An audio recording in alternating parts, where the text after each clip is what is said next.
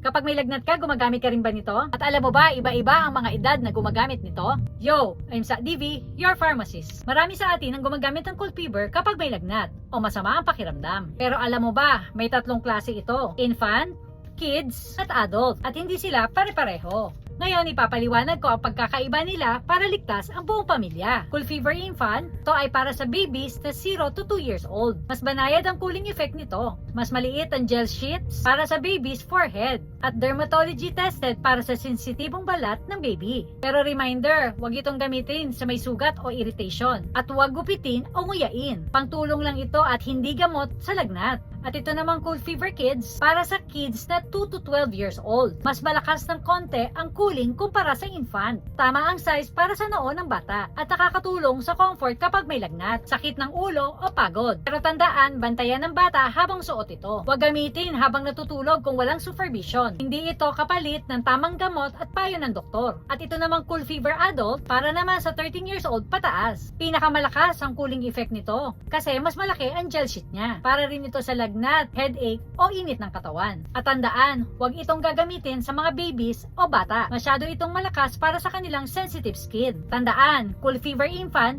pinakabanayad. Cold fever kids, medium cooling. At ito naman sa adult, ang pinakamalakas. Mas bata, mas banayad dapat. Mas matanda, mas malakas ang cooling. Kung may mataas at tuloy-tuloy na lagnat, huwag umasa sa cold fever lang. Dapat ka nang kumonsulta kay doc. Ikaw, nasubukan mo na rin bang gumamit nito? Comment down below and please like, share, and follow us for more videos.